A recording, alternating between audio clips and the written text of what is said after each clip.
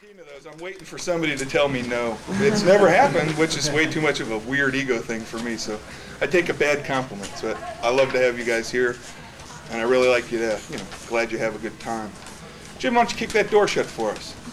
All right. Well, right now we have Mr. Allan Kolman. Of course, he starred in Shivers. Shivers was one of Cronenberg's, well, it was his first feature film. And if you were here watching it and never seen it, I reviewed it before the show, and me and Art both agreed that the film itself held up remarkably well. And we're showing Rabid later on, and that was his second feature, and it also held up remarkably well. And we'll show it at 10:30, and Marilyn Chambers will be doing an introduction in a talk before that film, since it's late. But right now, let's give a little hand for Mr. Allan Kolman. This is, please make him feel at home. He's never done this before, so, I told him we're spoiling him by having him here first at the Wasteland, because Wasteland fans are the best fans.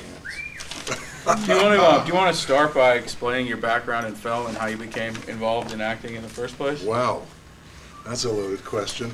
I've been pretty much acting since I was a kid, which means I was carrying on at parties and things, dancing and singing, and just had a natural enthusiasm to give vent to that kind of creative expressionism. And I followed that through in school, majoring in theater arts.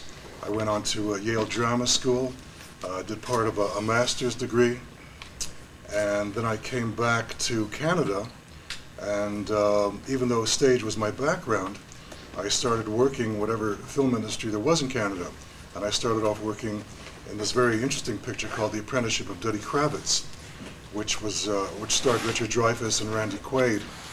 And so, on the strength of that picture, which was shot in Montreal,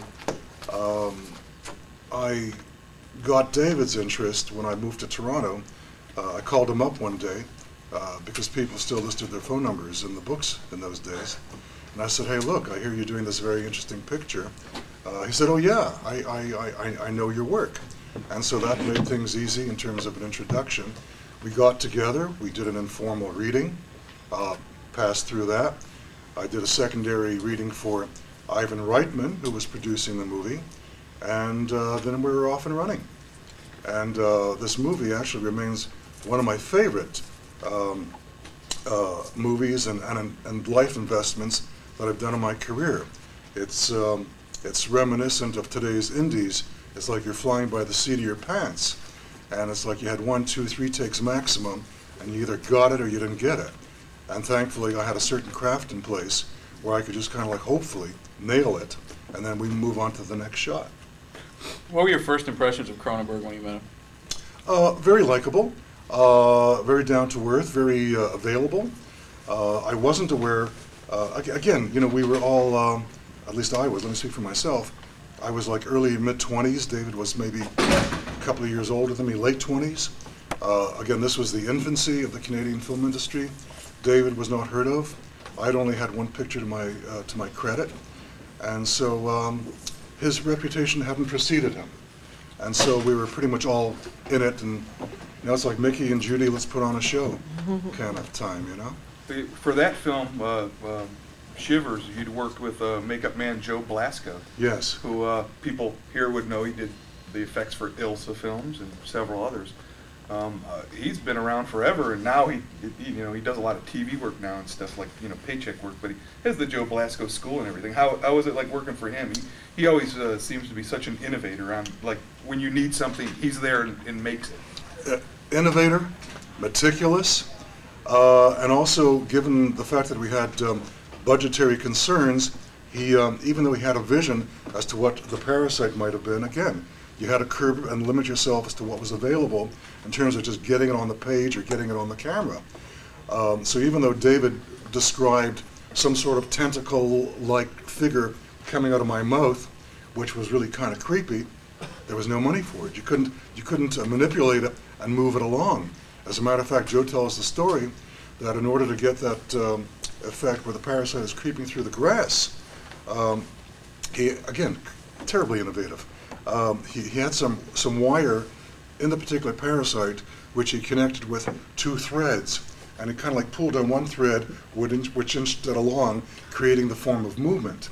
Unfortunately, one of those parasites with the wire embedded in it ended up in my mouth. Oh. It was supposed to have gone the other way around, and I got the impression of that full wire in my mouth when I tried to propel the parasite out of my mouth. So, you know, those are the hazards of filmmaking. Another interesting hazard was when Joe Silver and I have that confrontation in the kitchen, and so I pummel Joe to death, I guess, and I'm sort of like kneeling over him. Paul Hampton walks in and shoots me dead with the chest intact, and again, given the limitations of what we had, I was pretty much working with a half chest. We didn't even have the money to do a wraparound. So the chest was tied off here with rope.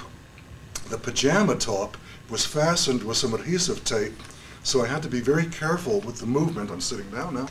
And so when I'm shot, I mean, I want to go with the motion, the trajectory of the whatever the bullet is, but, you know, to the observant eye, you will see something flapping in the wind there, and that is in fact the chest. If they want to see it, you actually have a nice picture of that appliance too on your table. So I do indeed. If you want to go and take a look at what he's talking about. I do indeed. Please and stop. so Paul Hampton comes in, shoots me. I fall over Joe, and there was so much blood on the floor, so much fluid blood, that given the wiring, there was an electric shock that went through me and through Joe, and quite frankly, I thought we both had bitten the bullet at that point. I mean, terrifying, but you carry on. You know, you get up and you live another day. You lived another day, fortunately. Yes.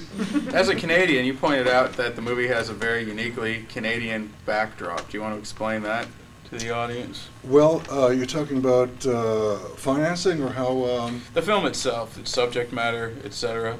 Do you feel it's a uniquely Canadian movie in any respects? No, I don't think it is a uniquely Canadian movie. It's certainly uniquely Cronenberg.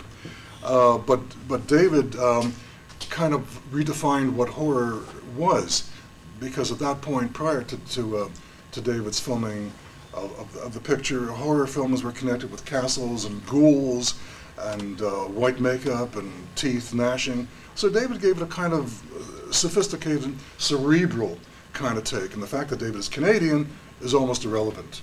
But what's interesting here was the Canadian backdrop in terms of how the film was made, in that this is one of the first pictures at the time that was made with funding from the Canadian Film Development Corporation, government owned.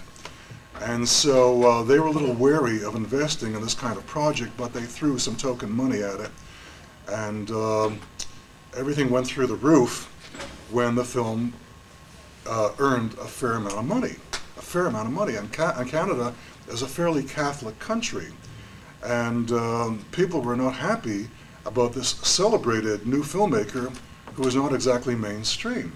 And so there was great controversy in terms of what Canada was investing in the arts, and this was what they had to show for it. It's that way a lot. You hear a lot of the similar stories with any country that supports the film board. Also, I mean, we hear them here a lot from people. You had another question, Art? Well, just so in a way, it shaped Canada's financing of films from it being forward. successful, it was one of the first really successful did help, ones. Oh yeah, and it helped Cronenberg get another film off the ground. Yes, real but quick. they were almost quite prepared to throw the baby out with the bathwater. Canada has a hard time recognizing success, and I think, given the nature, perhaps this is answering your question. I've always viewed Canada as a bit of a hybrid, in that you've got the American influence and you've got the British influence. And so Canada has been struggling for something resembling an identity for decades, and continues to be so. True. They don't take care of their own. And you're split right in the middle with, like, the French Canadian. Absolutely. But when I mean, it gets a little skitsy. But when I was growing up, we had all this import television footage from Great Britain. I was growing up, and all these films from the Carry On series, Carry On Jack, these wonderful comedians who are gone now, but my God, they just, that was my sphere of influence. And indeed the likes of Peter Sellers, who could do no wrong. I mean, he was a master, but English, of course, and so that's where I cut my teeth, so to speak. Well, while we're talking about Cronenberg, you did a Scanner Cop 2, which if you all saw Scanner Cop 2 was actually better. I will say that. But that revisited a lot of Cronenberg-like characters, too. And you worked on that, you know, just being another horror film to talk about. What was your experience like on that film? My experience on that was rather limited. I think I had maybe a couple of days shooting on that. And even though there were vestiges of Cronenberg in there, they didn't really, I think they were a little nervous in terms of like exploiting that. I thought they always should have went, if they took the Scanner characters and really developed them, I think the series would have went crazy. But they tried so many different things. They did the Scanner Cop thing, and then and they got a little convoluted. But I agree too. I don't remember the actor's name. Do you? The guy who played the Scanner Yeah. Cop? Help us out, audience. Stephen McCanny. Thank you. No. No, Steve, he was in the first one. Oh, he was in the first No. He was in the first Very interesting, sort of like, I don't remember, it'll come to me. But he was wonderful in the role. I mean, you know, committed to it. Yeah, he was okay. And like I say, I like the second one that you were in better than the first one. Yeah. When they came from within, took off in Canada, did you have any contact with the media? I know Cronenberg, his famous quote is something along the lines of, "An artist has no social responsibility whatsoever." Is that the quote? Something like that. And were you contacted at all? Did you do any press in regards to Shivers? I had one paper come along to interview me. I was on the cover of Cinema Canada. But again, given the nature of Canadiana at that time, I remember going up to the CBC, with the Canadian Broadcasting Corporation, to the casting department, because I had done these two movies, Dirty Kravitz and Shivers, or They Came From Within, or The Parasite Murders, or given the screenplay title, Orgy of the Blood Parasites. I'd done these movies back to back. Now, had I been in the States at that time, that would have generated a lot of heat. So I remember going up to the CBC casting department one day, and I said, "Have you seen Shivers?" And this woman says to me, "Do you really expect me to go see a movie after 5 o'clock on my time?" I mean, that was the parochial attitude. And so I realized at that point I had to leave the country and reach for something resembling a brass ring south of the border. And such continues to be. I've got friends who've just buried their careers up in Canada because they don't take care of their own. Well, you've done a lot of TV. You've primarily done TV, actually. And it's funny that shows you turn on, and I've seen you now that that we've talked and you're here. It's like, oh man, you don't recognize you at the time, which to me is a beautiful sign of a character actor. People don't recognize you in anything. But out of all the TV you've done, have you had a specific favorite character on the small screen? One that you remember? Well, I'm going to perhaps redirect that question in a couple of ways. Sure. I have established a career playing Russians for the last 25 years. Vladimir Putin in the new W. Yeah, and then Ollie Stone's W. Yeah, so I mean, I do this maybe it's the the thing, the theater training, all that, but I do this all-purpose mid-European accent. And if they want to call it Russian, it works. Can we hear it for a moment? A demonstration. I can actually even give you some legitimate Russian. Give us a Vladimir Putin Give us line. your best Putin. Well, there is no verifiable Putin, but my first Russian was on Hill Street Blues, and I played this rather quirky character. I remember. And the guy breaks into, "Но ты сказал мне, что это твой, почему же твой вот такой маленький, незначительный?" So here's this guy. He defects in the station, a jail cell. He's traveling with this woman who's getting it on with the KGB. So this guy has a bit of a S-fit, and he locks himself away. And I'd have to say to you, that probably is one of my early favorite characters. But I recently did a movie called that's in release right now, called David and Fatima, where I play for the first time an Israeli character with an Israeli accent, which is the first time I'm doing that, and it's a retelling of the Romeo and Juliet story told through Arab-Israeli eyes, and it's a heartbreaker of a movie, and I'd say this probably now takes the place of my favorite movie. I mean, David occupied and Shivers occupied that position up until 6 months ago. And I'm very proud of that work, so watch for that. That's excellent. It's always nice to strive and be proud of what you've done. Yeah. Art, Whenever someone's had a large number of minor roles, as well as you've had starring roles also, Yeah. How do you feel about the concept of a character actor? I mean, someone like you is often referred to as a character actor. How do you feel about that label? Oh, I quite welcome that label, and I embrace it. And